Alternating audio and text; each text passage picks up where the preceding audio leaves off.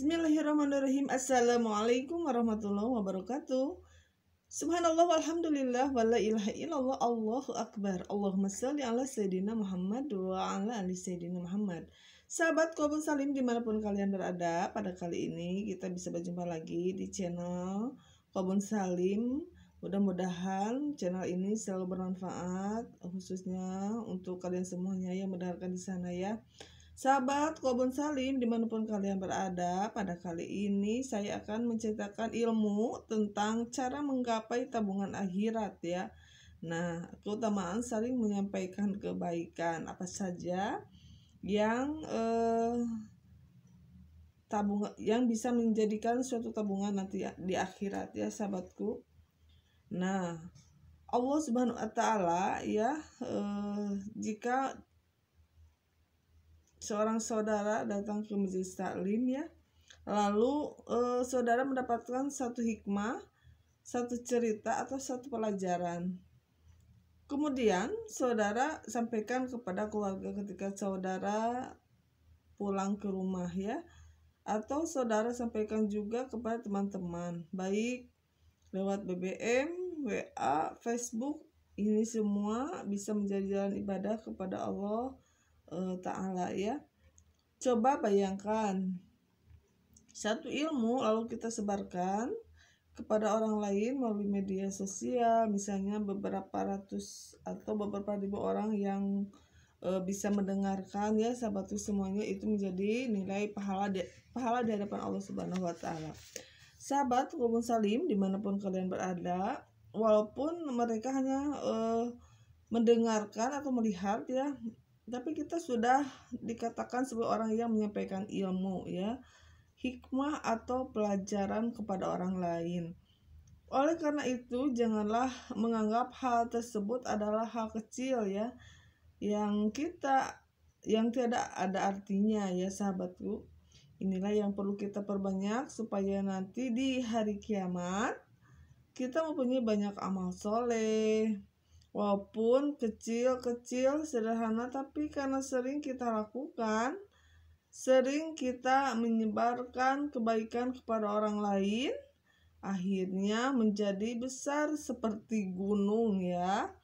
Nah itu ya sahabatku semuanya, walaupun sekecil apapun ya ilmu sampaikanlah ya, kalau terus menerus bisa seperti gunung ya yang besar sekali dan banyak kebaikan tersebut ya sahabatku semuanya. Selanjutnya Allah Subhanahu wa taala ya berfirman di surah Al-Asr ya. Al-Asr itu seperti ini ya bunyinya sahabatku semuanya. A'udzubillahi minasyaitonir rajim. Bismillahirrahmanirrahim. Wal 'ashr. Innal insana lafi khushr. Illallazina amanu wa 'amilus sholihati wa tawasaw bil haqq wa tawasaw bis sabr. Shadaqallahul azim, yang artinya dengan nama Allah yang Maha Pengasih lagi Maha Penyayang ya. Demi masa atau demi waktu ya sahabatku, sesungguhnya manusia itu benar-benar dalam kerugian ya. Semua manusia itu rugi, itu kata Allah Subhanahu wa taala.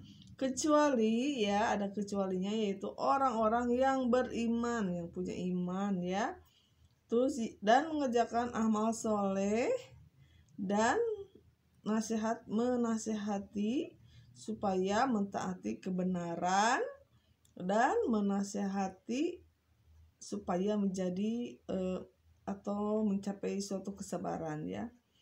Itu ya sahabatku semuanya. Jadi manusia itu semuanya kata Allah Subhanahu wa taala rugi ya, demi masa, demi waktu, bahwa manusia semuanya itu rugi, kecuali orang yang beriman, yang mengerjakan amal soleh dan saling menasihati dalam kebenaran dan saling menasihati dalam kesabaran ya. Itu ya sahabatku semuanya. Nah, sampaikanlah ya nasihat ilmu kepada orang lain tentunya ya, khususnya untuk kita sendiri dulu harus bisa mengamalkannya. Nah, itulah sahabatku semuanya, kelebihan dari para sahabat Nabi Shallallahu Alaihi Wasallam ya. Begitu Abu Bakar As-Siddiq menerima dakwah dari Nabi Muhammad Shallallahu Alaihi Wasallam dan mengucapkan kalimat syahadat ya. Syahadat itu sepertinya sahabatku semuanya bunyinya asyhadu an la ilaha illallah wa asyhadu anna muhammadar rasulullah. Aku bersaksi bahwa tidak ada Tuhan selain Allah dan aku bersaksi bahwa Nabi Muhammad itu adalah utusan Allah ya. Nah, Abu Bakar langsung bergerak dan berdakwah kepada Utsman bin Affan serta mendatangi para sahabat yang lain untuk mengajak mereka masuk ke dalam Islam ya. Jadi ketika wahyu itu atau ilmu itu sudah sampai kepada para sahabat, langsung ya para sahabat itu mengerjakan dan menyebarkannya lagi ya sahabatku semuanya. Nah, apakah di saat itu Rasulullah Shallallahu Alaihi Wasallam mengatakan, wahai Abu Bakar ya, mengapa kamu mengajak orang lain gitu? Itu kata Rasul ya kepada Abu Bakar. Sedangkan kamu sendiri belum belajar dan mendalami Islam. Rasulullah tidak berkata seperti itu ya. Apalagi keadaan dan kondisi kita sekarang, umat Islam sangat membutuhkan pelajaran walaupun seadanya ya. Contoh, ratusan orang yang masuk masjid ya. Tapi masih banyak di antara mereka yang belum bisa berwudu dengan baik ya. Masih banyak pula di antara kaum muslimin yang belum tahu tentang keutamaan ibadah wajib dan sunnah yang mereka kerjakan ya. Coba kita perhatikan ya sahabatku semuanya, ternyata kita masih malas menyampaikan ilmu ya. Masih malas berdakwah. Masih malas menyampaikan kebenaran ya, alasannya enggak enak, alasannya malu, alasannya saya belum pandai, belum paham, alasannya saya bukan ustazah atau ustad ya, alasannya saya takut salah, dan alasan lainnya itu ya sahabatku semuanya. Jadi pasti ya tentunya ketika kita mau menyampaikan suatu kebenaran itu banyak banget ya rintangannya, banyak banget alasannya supaya ilmu itu tidak sampai ya. Nah selanjutnya ya sahabatku semuanya, kita masih punya berbagai macam cara untuk menyampaikan semampu kita ya. Jika misalkan ada di antara saudara yang pulang kampung ya, yang mungkin sepanjang tahun saudara tidak bertemu ya dengan mereka, kemudian keadaan mereka dari sisi keagamaan masih sangat-sangat sederhana, maka berarti saudara punya tugas dan kewajiban ya, yaitu begitu pulang kampung saudara bukan hanya sekedar silaturahim tapi juga menjadi dai ya. Nah itu sahabatku semuanya. Selanjutnya saya dikisahkan ya, ada seorang ulama yang meninggal dunia. Kemudian salah satu muridnya melihat dalam mimpi bahwa gurunya berada dalam kenikmatan di alam kubur ya. Itu ya mimpinya. Jadi si murid tersebut bermimpi tentang seorang gurunya ya mendapatkan kenikmatan di dalam kubur ya. Muridnya pun bertanya ya, wahai guruku, apa yang telah engkau kerjakan dan engkau lakukan selagi hidup di dunia ya, sehingga engkau mendapatkan kenikmatan seperti ini, itu ya kata si murid tersebut. Apa jawaban gurunya? Selama 70 tahun saya mengajarkan surah Al-Fatihah kepada anak-anak. Hanya mengajarkan surah Al-Fatihah ternyata bisa menjaminkan kuburan itu menjadi raudhah min riyadil jannah ya, jadi taman-taman surga ya sahabatku semuanya, walaupun itu mengajarkan surah Al-Fatihah ya kepada anak-anak. Nah selanjutnya hanya apalagi kalau kita mengajarkan atau menyampaikan ya hal yang lebih besar, sahabatku semuanya, seperti mengajarkan kepada keluarga, istri, terus anak-anak kita dan orang lain ya, agar benar sholatnya, terus dan lain sebagainya ya sahabatku semuanya. Setiap kita mempelajari ilmu, hendaknya langsung kita praktikan ya. Kita amalkan, ambillah kesimpulan dari para guru yang telah menyampaikan pelajaran kepada kita ya. Ambillah satu ilmu untuk kita amalkan dan kita sampaikan kepada keluarga atau orang lain. Maka itu akan menjadi ibadah yang sangat disukai dan dicintai oleh Allah Subhanahu wa taala ya. Terdapat di surah Fussilat ya ayat 33, A'udzu billahi minas syaitonir rajim. Bismillahirrahmanirrahim. Wa man ahsanu qawlan mimman da'a ilallah wa 'amila shalihan wa qala innani minal muslimin.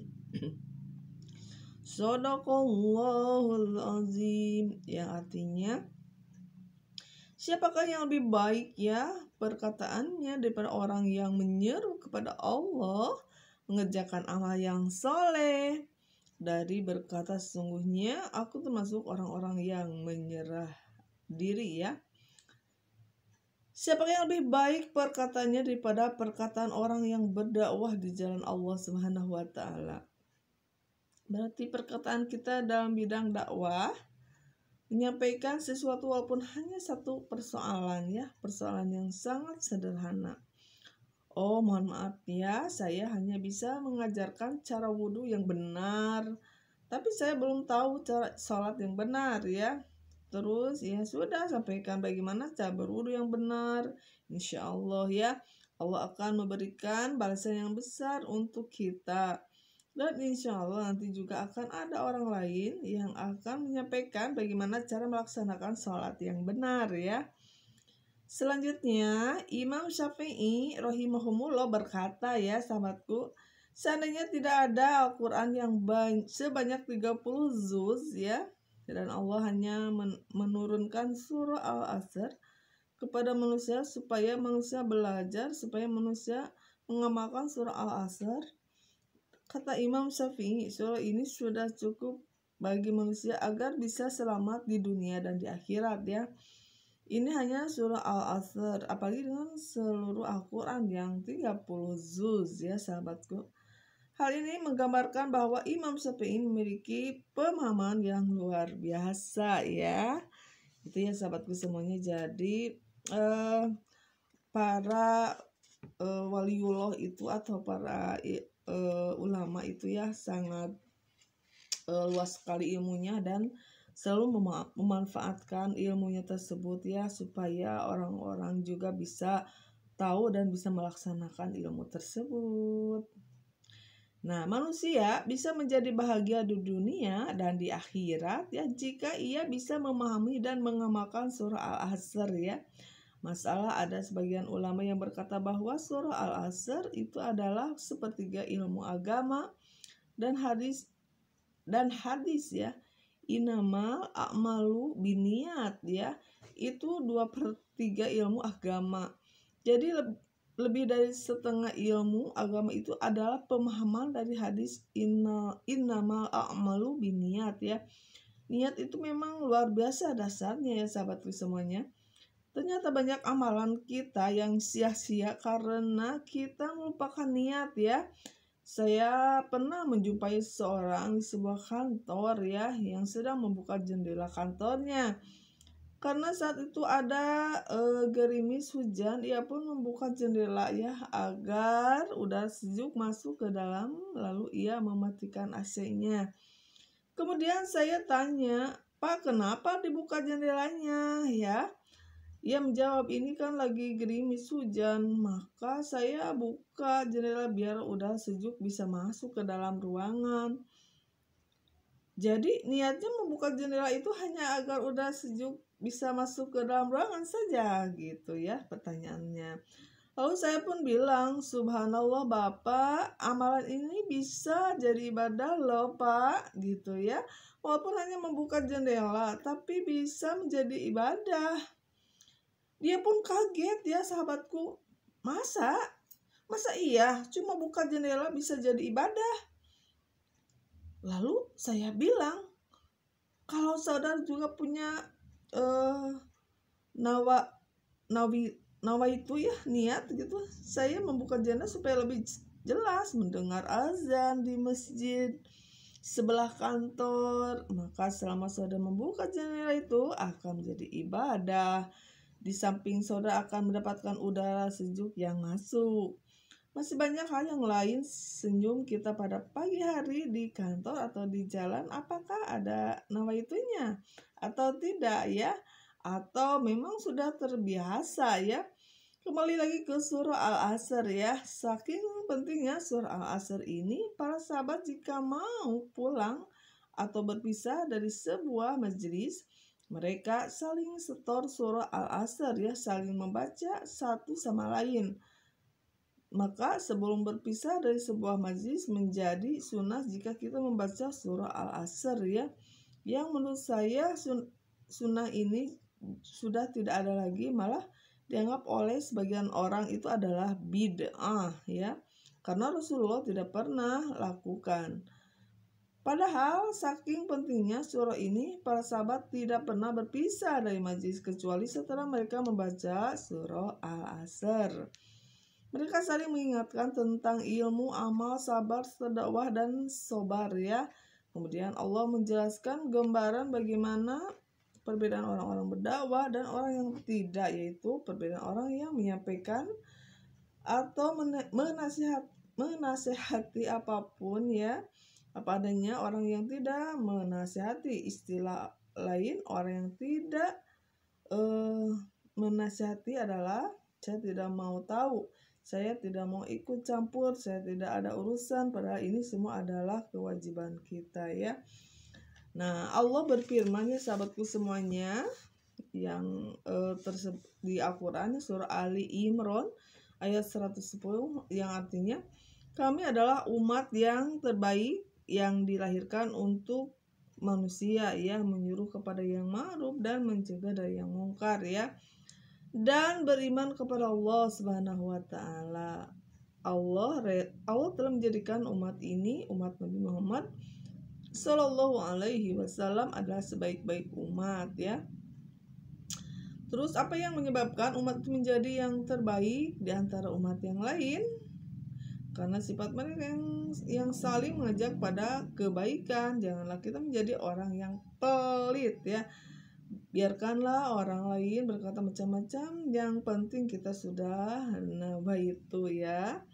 Walaupun kita tidak pantas menjadi seorang dai, kita belum pantas menjadi seorang ustaz atau ustazah ya. Kita belum begitu paham berbagi macam ilmu keislaman, tapi kita sudah paham satu persoalan lalu kita menyampaikan satu persoalan itu kepada keluarga atau orang lainnya. Insya Allah hal itu akan bermanfaat untuk diri kita dan orang lain. Nanti begitu kita telah meninggal dunia dan satu persoalan yang kita sampaikan itu telah didengar oleh orang lain ya, nah atau keluarga kita, selama mereka mengamalkan hal itu, maka Allah akan mengirimkan pahala untuk kita selama di alam kubur, belum lagi pahala di akhirat nanti ya.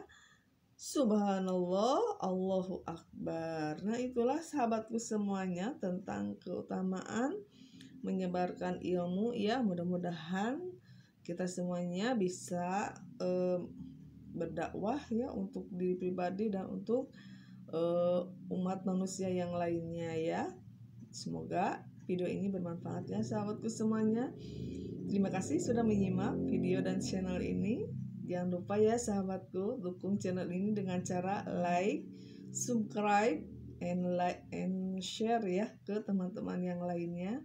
Silahkan mau komen, mudah-mudahan Allah Subhanahu wa taala selalu memberikan pembuka keberkahan, pintu ilmu yang bermanfaat, dan mudah-mudahan kelak di akhirat menjadi penghuni surganya Allah Subhanahu wa taala.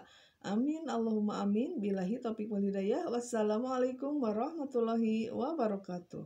Allahumma sholli ala Sayyidina Muhammad wa ala ali Sayyidina Muhammad.